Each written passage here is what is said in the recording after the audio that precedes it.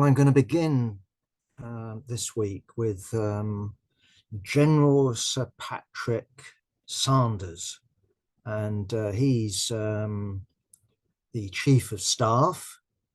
So basically, he's head of the armed forces in Britain, and he's been talking about the possibility, the danger of war. And he's been making the case for what he calls a citizens' army. And he says at the present time, the size of the regular army is far too small. There's, roughly speaking, 75,000 full-time in the army. Plus, of course, there's the territorial army. But he says that when it comes to wars, Britain needs a much bigger force, and he's talking in the region of 120,000 regular troops, and then basically very much more larger numbers of people who would be civilians, who would be trained in terms of the army in particular. And this is part of a wider, I'll call it a campaign. Sir Patrick is the outgoing. I don't know how much time he's got as head of the army. But he's going to be replaced by Lieutenant General Sir Rowley Walker, and he's come in also with a sort of similar message, and that is that there's the potential of war within the next 20 years. And in specific terms, they've been talking about a war with Russia. We've also had Admiral Rob Bauer. He's come in and talked about the need to extend the number of reservists and conscripts. So that's very much doing the rounds at the moment in the right-wing media. So if you read the Daily Mail, the Telegraph, their commentators are generally approving of such talk. And, we have the statement, which is, of course, based on Ukraine, that regular armies start wars, citizen armies finish them.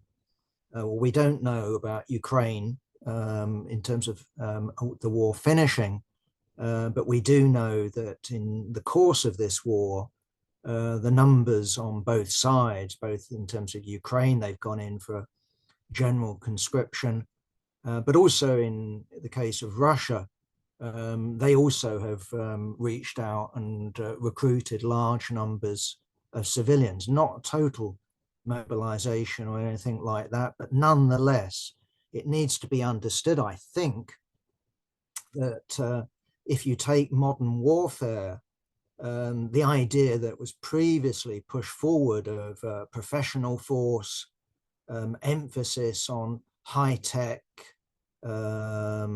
tanks, planes, and all the rest of it.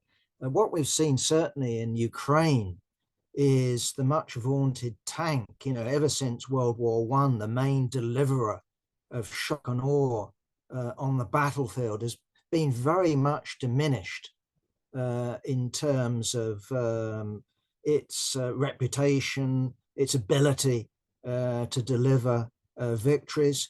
And that also goes for air power, which was, once considered the crucial question.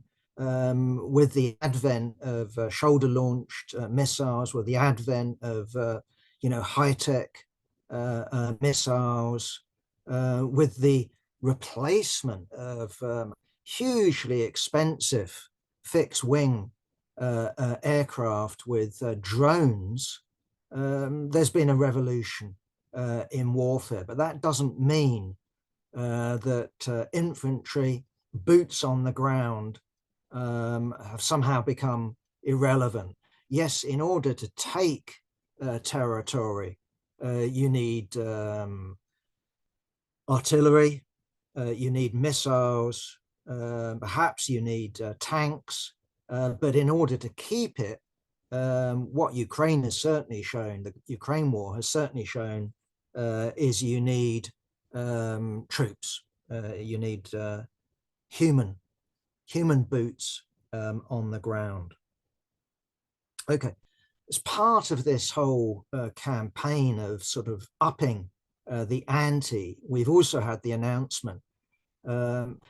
Anyone who knew anything knew already the news, because you had, I can't remember the name of the airfield, but you had the transfer of this airfield from RAF command to USAF command. And of course, the purpose of that, as has been announced over the last week, is for the first time in goodness knows how many years, there's going to be American warheads, nuclear warheads on British soil. And specifically, what we're told is this is in order to counter Russia.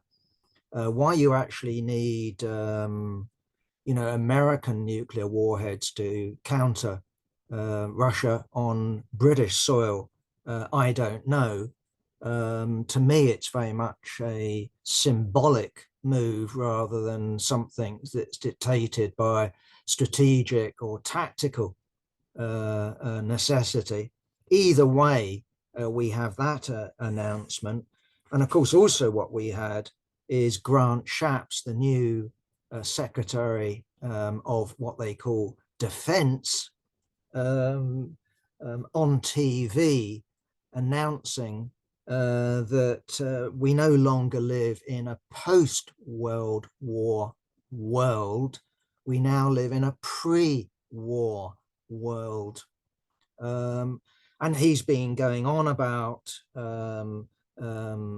this being also a pre-war generation.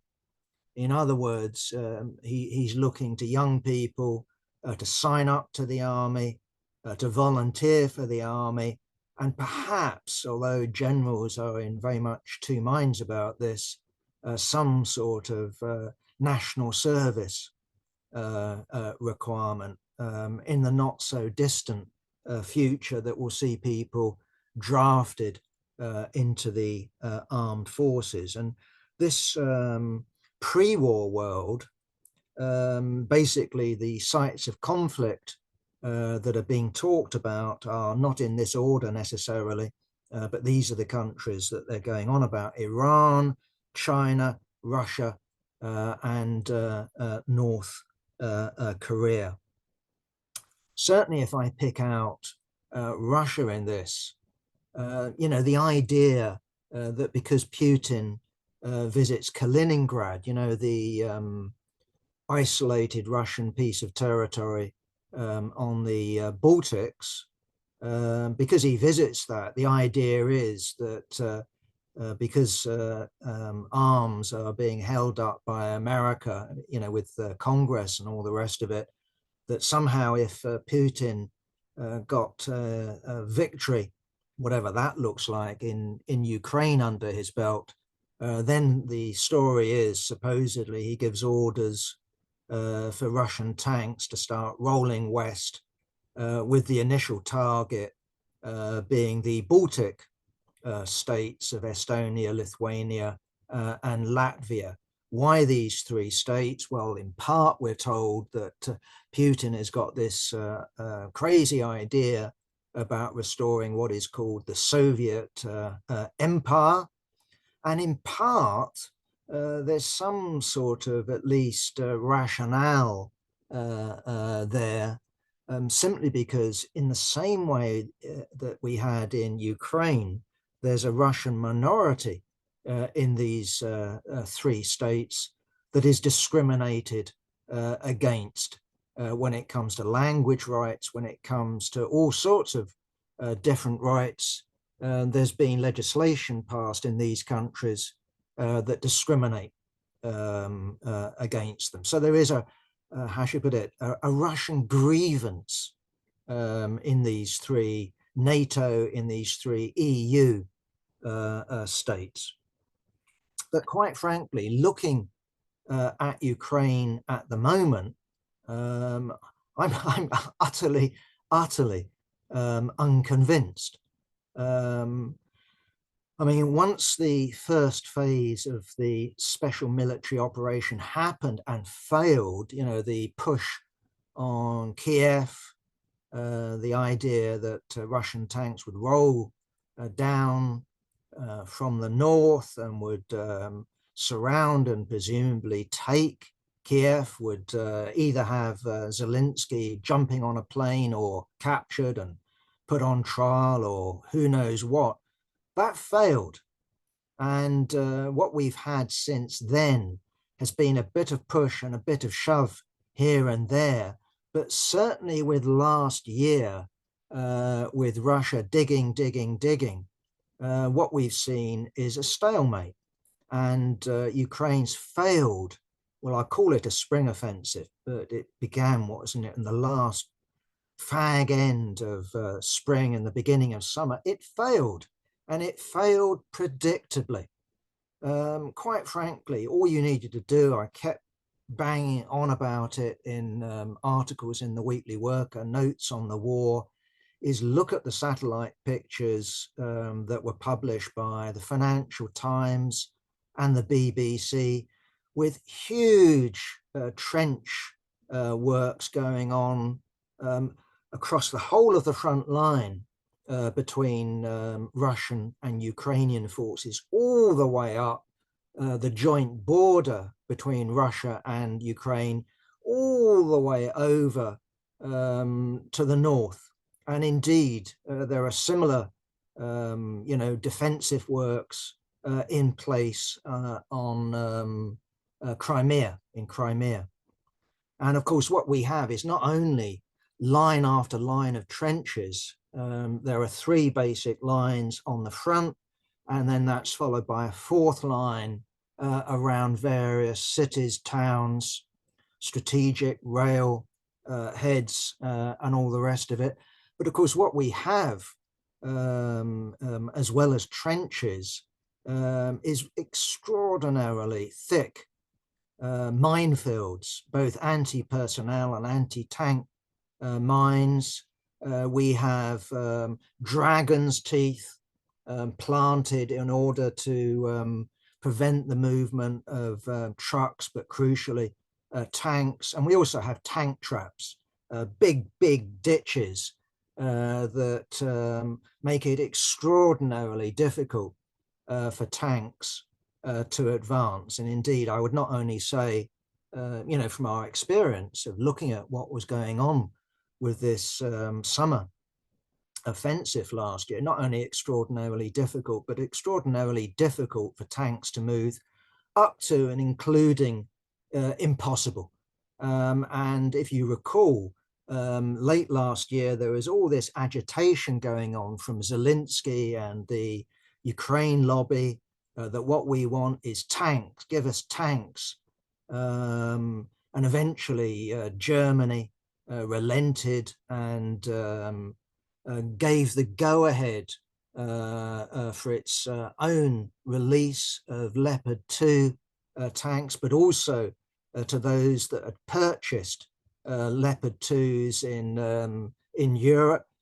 We also had Britain leading the way gallantly by giving the go-ahead, what was it, something like 24 or something like that, Challenger 2 tanks, and America also gave the go-ahead for specially manufactured Abrahams from America. But the crucial question here was the Leopard, because there were large numbers of them, they were readily available. And what we had is a whole number of different countries supplying Ukraine with these, awesome tanks. You know, if you take the 3 tanks that I've already listed and you went, you know, on one of you those, what are the best whatevers tanks? They would be up there easily in the top 10 and perhaps even in the top 5. But what we saw in practice when they approached Russian lines in numbers is they were taken out one after the other. They were taken out by mines, they were taken out by missiles, they were taken out by drones, and the Ukrainians quickly had to abandon the plan that they'd drawn up in consultation with British, but crucially Pentagon officials about puncturing through these Russian defensive lines.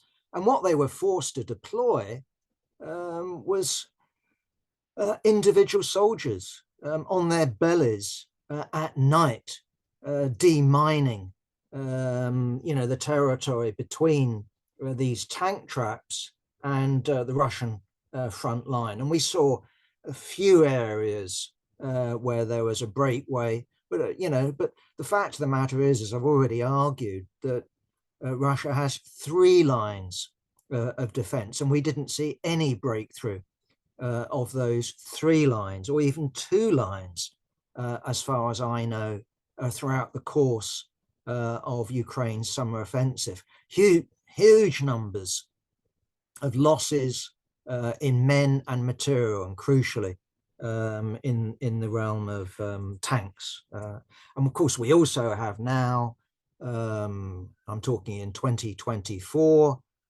after months of training, we have the prospect of Ukraine being equipped with American F-16s.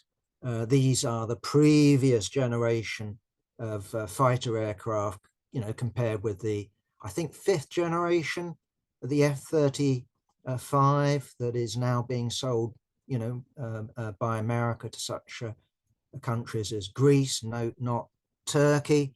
But the F-16, while it's, again, a highly capable aircraft, the idea that this is going to make any difference is just a nonsense. What the chances are that Ukraine will use them to deliver long-range missiles, and will use them in the defense of cities such as Kiev against drones, which will be, easy meat for such aircraft. The problem is, of course, that what we know with drones, because they're cheap, you don't just send a few over, you send sufficient numbers over so you actually overwhelm the defense capability of Patriot missiles, aircraft, and whatever else you have. Anyway, the main point I'm really trying to make is I don't view the present situation, in spite of Western propaganda, of being one of Russian expansionism. I'm sure Putin, dreams of a greater Russia.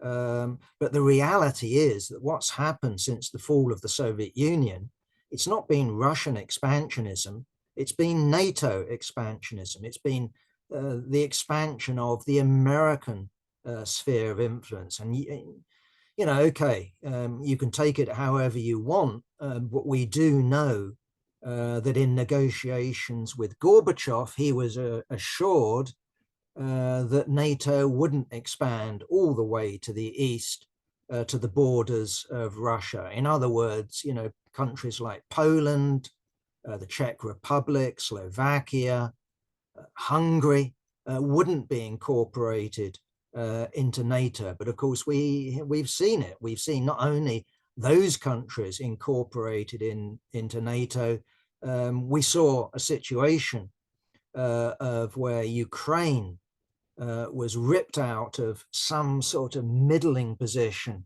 between Russia and NATO stroke the United States, with Maidan and the coup against the elected president.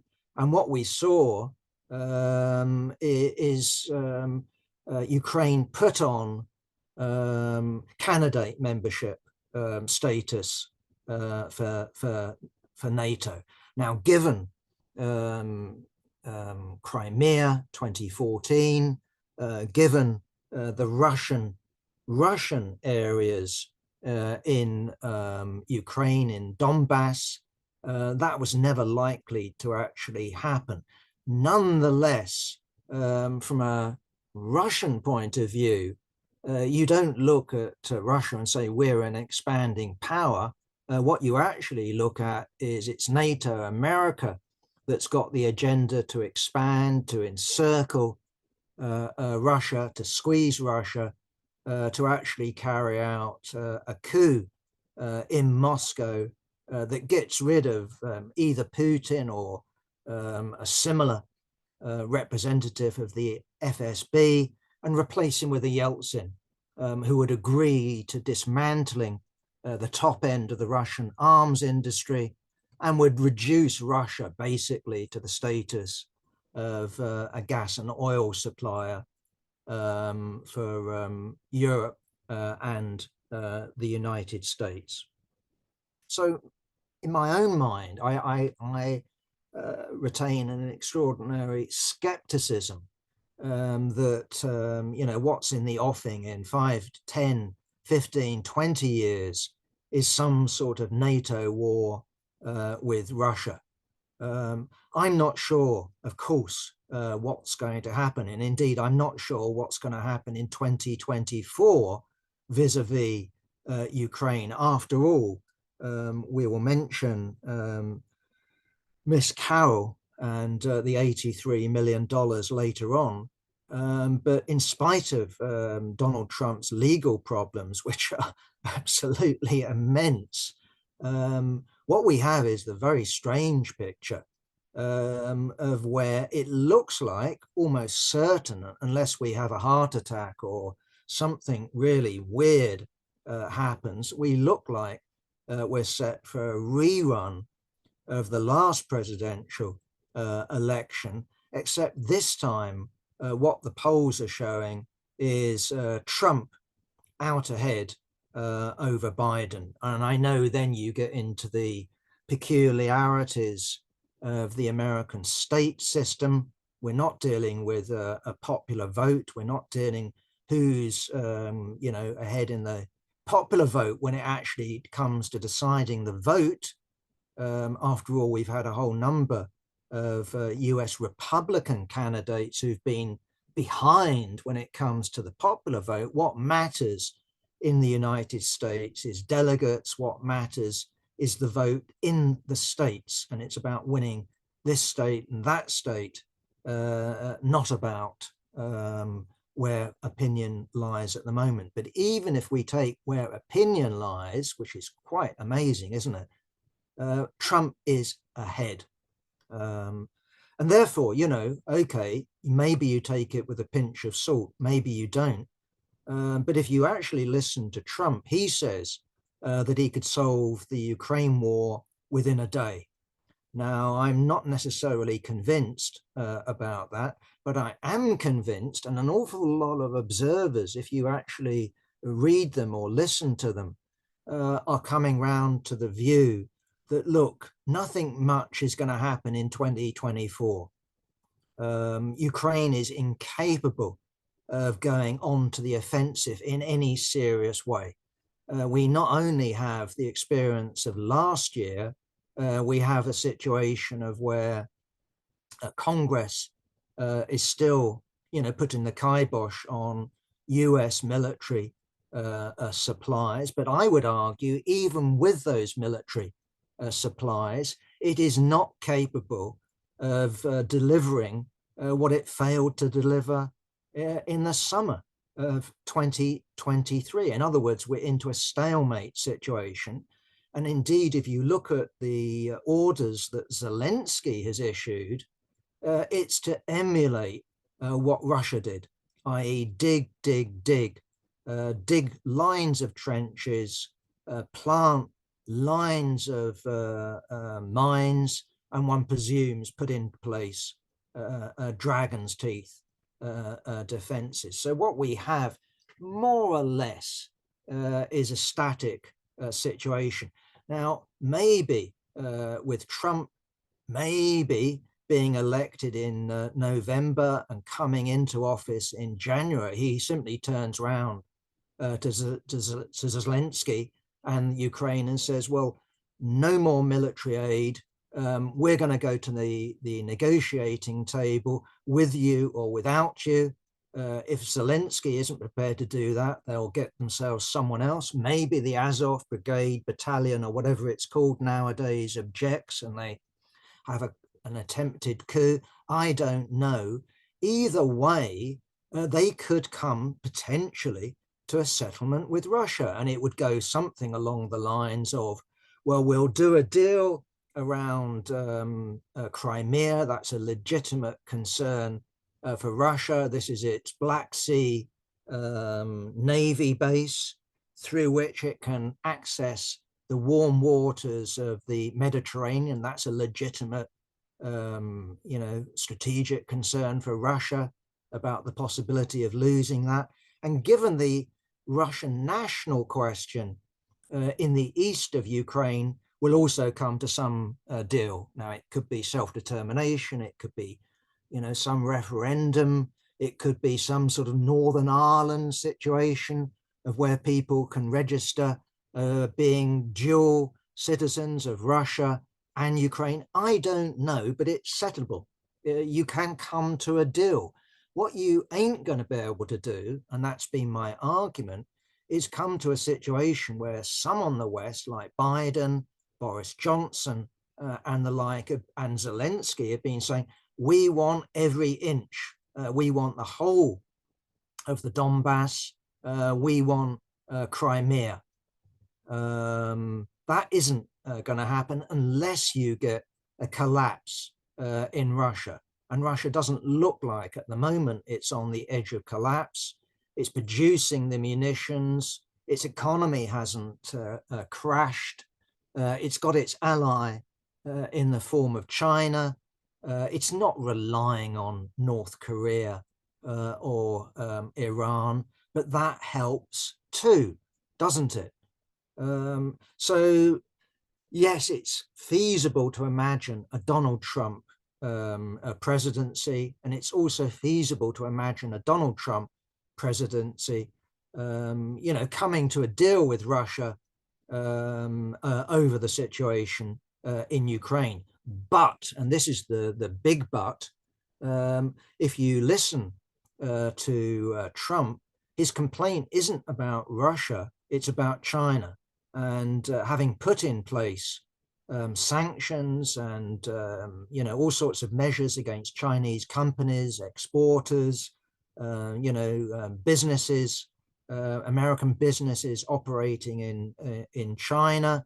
What he's complaining about is this is not enough, and it's possible that Donald Trump will be satisfied with American isolationism, but I somehow, I have my doubts about that. That's really all I would say. And if we look at a potential deal in Ukraine, this is purely speculation, of course. You could find yourself, or America could find itself in a situation of where instead of having the ambition, which is very difficult with China, to surround Russia, but with Russia on board, or at least neutralized, it can surround China and put the screws on China. China is America's #1 strategic concern, not Russia, which is a declining power. It is in no way a serious strategic rival to the United States. It's China that is the strategic rival to the United States. So the United States needs to head off China. And in my view, the idea that China just rises was always a silly myth. The United States remains the global hegemon, and what global hegemons tend to do when faced with a rival is to do it before it's too late. And anyway, that's my take on things. So the talk about war isn't mere hyperbole. I think there's an awful lot of hyperbole going on. In part, that's a sort of softening up the British population for increased what is called euphemistically defense spending, i.e. arms spending. That's certainly true. But what we do have is a drive to war by the United States and its closest allies. I think that is real. Whether that involves war with Russia depends on factors precisely, like the possibility of a Trump presidency. And it is worthwhile thinking back into the 19th century, how once bitter imperial rivals end up allied to each other. We not only have the example, with Bismarck having defeated Austria-Hungary, then coming into Germany, or was it Prussia, into an alliance with Austria-Hungary. We also have Britain entering into alliance with Russia, having viewed Russia as its big threat to its jewel in the crown. In India, it comes to a deal. We have the Soviet Union itself, dividing up Poland with the Nazis, and then the Nazi attack and the Soviet Union joining the alliance with Britain. You can carry on with that sort of list. We shouldn't view present day alignments as fixed. You can have sudden changes. And I'm only speculating, but that is a possibility. What isn't a possibility is the United States coming to some buddy deal with China. I think it's just worthwhile, of course, also commenting in terms of another front, which I will come to in a minute. And that's, of course, Palestine, the Middle East, and in particular, I just thought I'd mention the Houthis, and as an illustration of the revolution that there's been in war. I always thought myself that aircraft carriers would be fine when it came to third world states. But, officially, the Houthis in North Yemen aren't internationally recognized as a state. I think the only countries that I know of recognize them as a state is Iran. Maybe there are others, I don't know. Either way, what we have illustrated surely in the Red Sea is the vulnerability of conventional ships to a low level military force, equipped, I presume, with Iranian drones and Iranian missiles, but that says it all. How would an American aircraft carrier, for example, fare in war in the South China Sea? My guess would be that it wouldn't. It would simply get overwhelmed by drones, by incoming missiles. So the threat of war is real.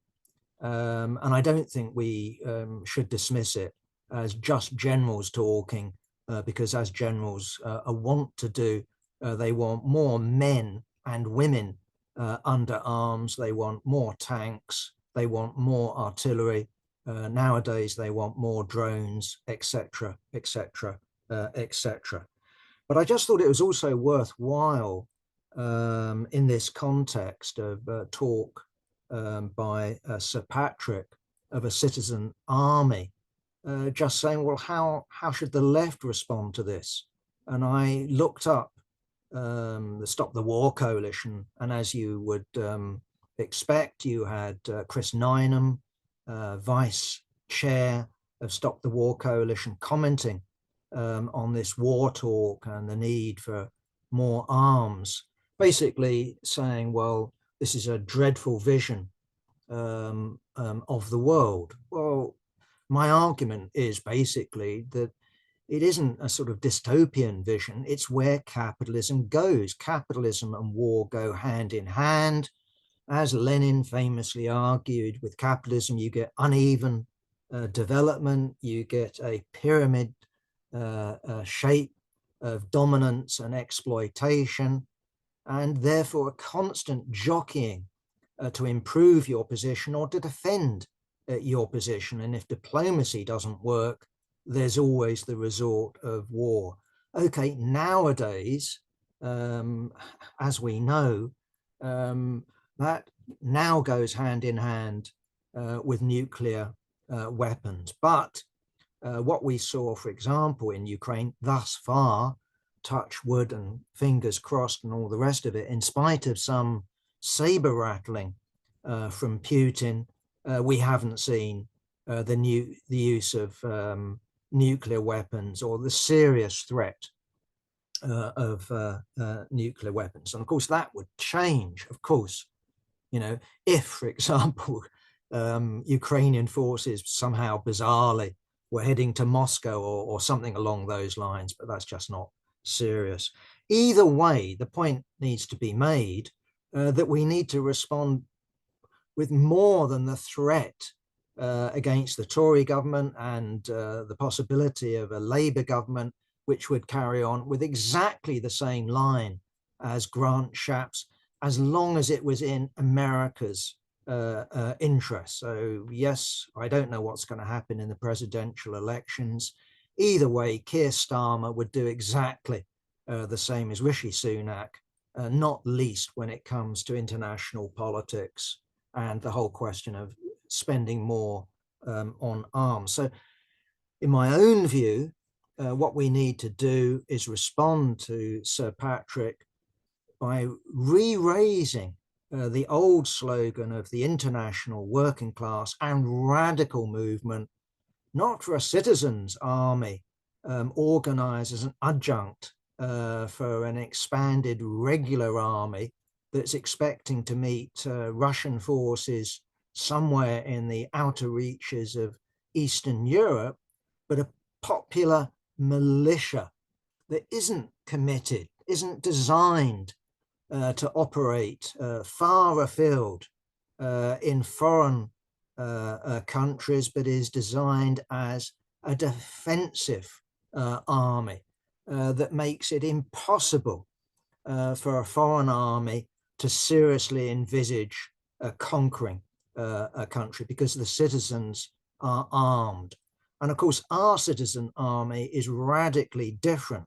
The one we fight for is radically different to the Ukrainian army, the Israeli so-called defense force, or the Swiss army, all of which rely on citizens not only being conscripted, but remaining in reserve until a certain age, and that would vary from country to country. So I think in Ukraine, for example, at the present time, it's everyone, every male under 50 is liable to call up.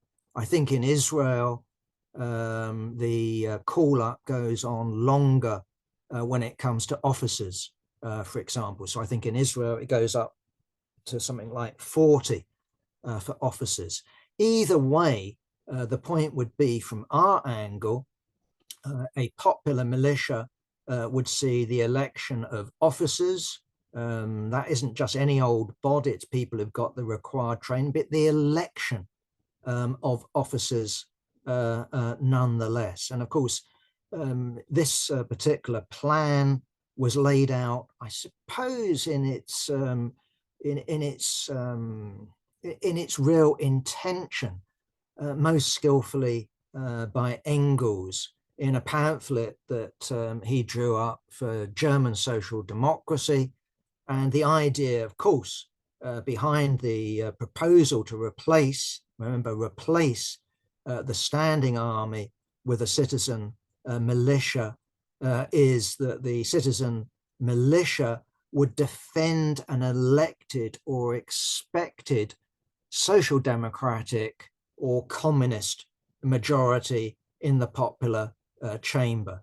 In other words, in Germany, a social democratic majority in the Reichstag. Remember, this was without women's vote, something, of course, we fight for, but an expected social democratic majority or a actual majority would be defended against what Marx and Engels talked about as a slave owners' rebellion, which is what they expected. That was part of their strategy, that you would use the election tactic to the point of where you were about to or could form a government, but you weren't naive enough, like the British Road to Socialism, the program of official communism, or militant tendency, now the Socialist Party in England and Wales, or the Socialist Appeal, now farcically the Revolutionary Communist Party. All of these people believed that the army couldn't be used to overthrow an elected or near elected government, because the troops and the generals, apart from the very top few who we would replace, would all obey orders. And the example that they used to give us when I was a young member of the Young Communist League was Chile. I hasten to add, of course, that was before September the 11th, wasn't it? 1973, the overthrow of the Allende government by General Pinochet and the generals in Chile. And then we saw the slaughter. No, from our angle, the working class itself needs to be organized into workers' militia, but we also need a popular militia. Workers' militia was always viewed as a precursor, as leading the way to a popular militia. So, for example, in the Russian Revolution, we saw the formation of the Red Guards, and Lenin, for example, argued this is our step towards the popular militia, which is what would replace the standing army, and you'd have a system of territorial defense. I'm not going to go into the Red Army and all of that at the moment. Anyway, that should be our answer to Sir Patrick and all this stuff about conscription and a citizen army. Now, I've said that, at least in my opinion, that there's a foundation for this talk of war. But I also think there's something cynical about this talk of war and American warheads being, how should I put it, put on British soil and all the rest of it at this particular moment in time. I don't know, what's been going on with the government and the civil service and the press. Either way, you could say, isn't it convenient that just as the International Court of Justice in The Hague is about to deliver its verdict, which of course we weren't expecting it to declare that Israel was guilty of genocide. On the other hand, we weren't expecting it to say, oh, genocide, we can't see any possibility of, mass deaths of Palestinian civilians in the Gaza. I mean, it was always going to come out somewhere in between. But isn't it surely more than a coincidence that we have Grant Shapps and we have these generals talking about war in the midst of all of that? At least I would argue that is the case. And I'd also argue, isn't it also something more than a coincidence that Israel begins its campaign against UNRWA, the UN refugee body, just in the midst of the press talking about and reporting and commenting on the judgment of the court in The Hague. Hey, what have they discovered? A handful. This is the allegation, not the proof, the allegation that amongst the UN's 13,000 employees in the Gaza, a handful apparently have confessed, this is Israel, to being involved in the October 7th attack. I would be surprised if that wasn't true. On the other hand, I would also suggest that there's also the possibility of Israel surely not using torture to extract such confessions. But the real giveaway surely, again, is the timing and then the response to this. Here we are. We have the court in The Hague basically telling Israel, well, don't commit a genocide. That's my understanding of the judgment. You've got to come here and show us that you ain't pushing ahead with a genocide. And also you aren't complicit in a genocide. That's my understanding of the judgment. So how do Israel's allies respond to this Israeli allegation about a handful of UN employees, heaven offend, being actual members or supporters or sympathizers of Hamas? We've had the suspension of payments. In the middle of what? In the middle of a situation of where something approaching 2 million people have been forcibly uprooted. That is what is called ethnic cleansing. But also 2 million people have been uprooted who aren't getting adequate clean water, who aren't getting adequate food, who aren't being supplied with sanitation, who aren't being supplied with adequate medicine. And what happens to people like that if they don't get adequate food very quickly, and this is what we're on the edge of, is people don't die of hunger.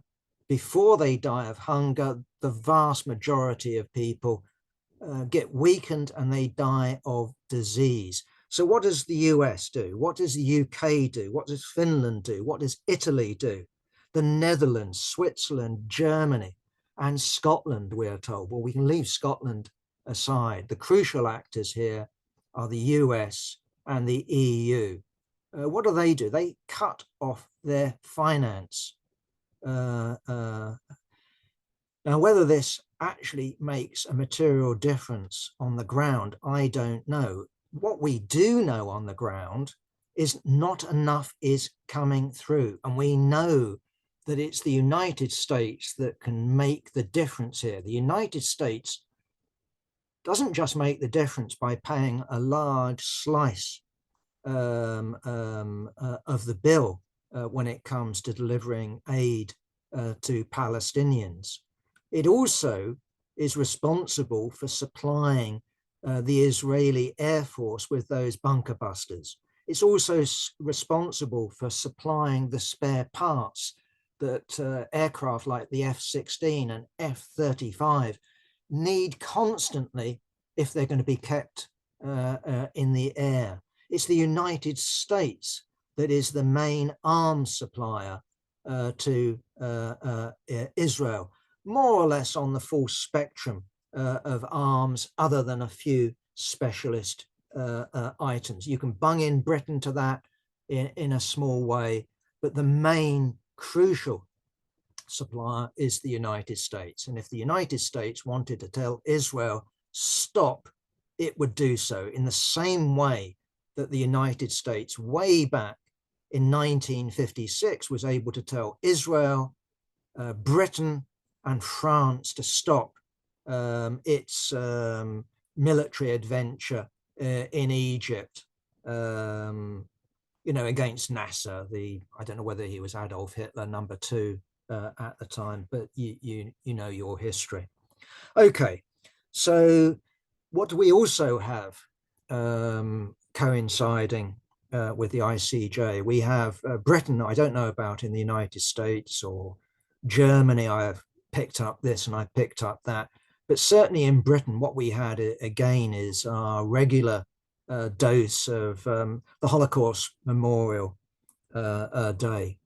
And basically, the story is that Britain is awash with anti-Semitic incidents. And I'm sure that is true, because what we have is this ethnic cleansing going on in Gaza, potential for a huge number of deaths done in the name not only of Israel, but Israel as a Jewish state.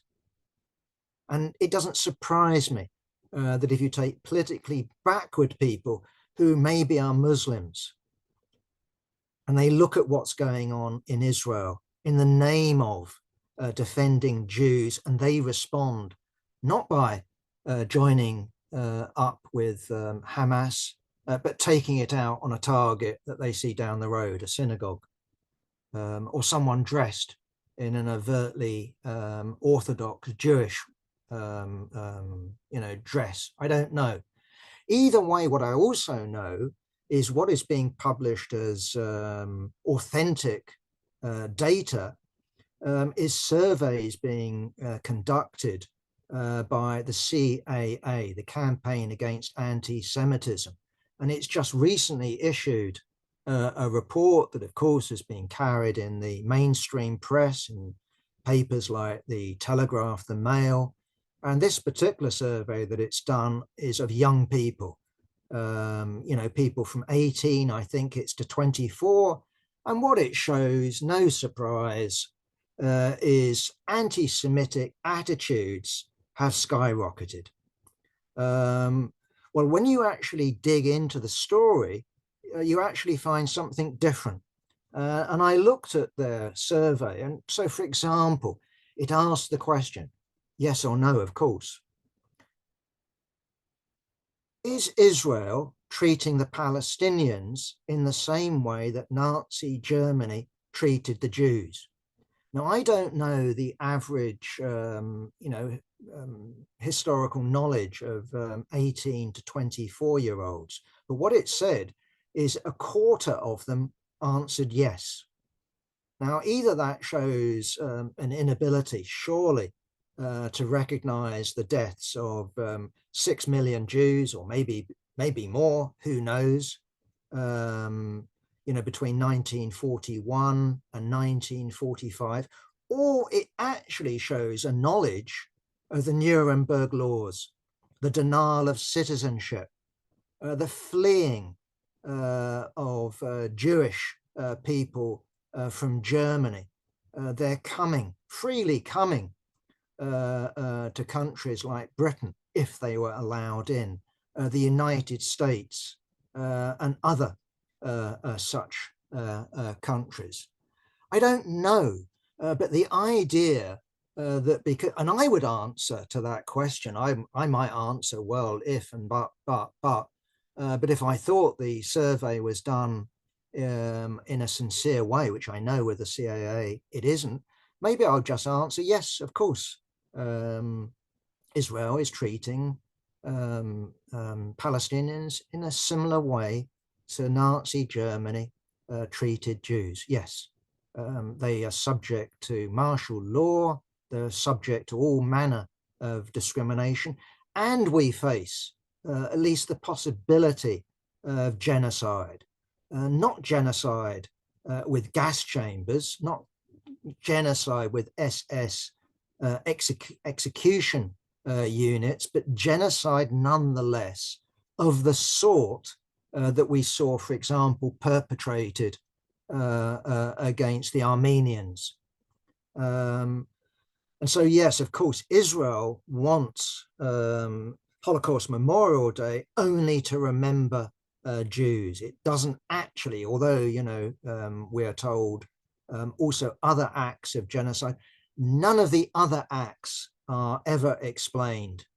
And so we have this situation that Israel claims basically that genocide can only be against Jews, and it can only be on the model of Nazi exterminationism that we saw after Operation Barbarossa. Okay, and as part of this hype, I did read Maureen Lipman, an actress, who's saying that, quote unquote, nowhere is safe to be Jewish. It's just nonsense. I mean, I live in a particularly Jewish part of London. And I'm sure, as I said before, I'm sure the number of real instances of anti-Semitism have increased. But I don't see anything equivalent to members of the SA marching around, smashing up Jewish shops, forcing Jews to sew the Star of David onto them, let alone, people sending around lorries to pick people up. Far from it. It's nonsense, and it's as much nonsense as, well, it's an extension of Israeli propaganda. Basically, that's what we're actually dealing with. And a situation where Britain, the US, are complicit, not only in ethnic cleansing, but the potential of a genocide in Gaza, not only because they supply arms and give political coverage for Israel, but because of their response to this Israeli allegation of a few members of UN staff actually being members of Hamas. Now, I'm not going to elaborate on the ICJ judgment. I'm not wanting to stop comrades commenting on that, but we have commissioned an article from Mike McNair for this week's paper. Mike tells me, and I'm sure he's right, that his knowledge of international law is limited. It's no doubt limited, but it's a lot more than mine. All I would say myself, and I'll finish with this, is as I've already indicated, the International Court basically came out with a judgment that you would have expected. It couldn't have come out with, there's no possibility of genocide. That was impossible. If it came out with such a judgment, it would make itself look like a laughing stock in the jury of international opinion. On the other hand, it wasn't going to come out and go full against Israel. The United States, Britain, the top imperialist powers wouldn't have been pleased with that at all, and therefore it didn't happen. My last point is, and I think we're sort of coming up to the hour, there we are, is just very quick comment on E. Jean Carroll and the 83 million fine judgment against Donald Trump. We've got an article on that coming up in this week's paper, also this time by Daniel Lazar. I am told that such high sums are regularly doled out by juries, but are often, almost invariably, massively lowered on appeal. And it didn't take a genius, i.e. me. I could easily predict that Donald Trump wasn't going to go along and say, oh, okay, there's $83 million. I'm handing it over to the courts to do what it wants with. He was going to appeal, and of course he's going to appeal, and he will keep appealing and appealing and appealing, and again and again and again. I don't know whether it will end up in the Supreme Court. Either way, it will be years and years and years. And of course, what will be happening is the amount will go down. It will go down from tens of millions. It will be in the millions because that's what lawyers will charge, but it won't be 83 million. Juries do that sort of thing, I think quite rightly, by the way, because they look at people like me and they would say, well, what you did was exactly the same as Donald Trump, you bastard Jack Conrad, but you ain't got, you don't claim to be a billionaire, and therefore we'll take your means into account. So jurors should do that.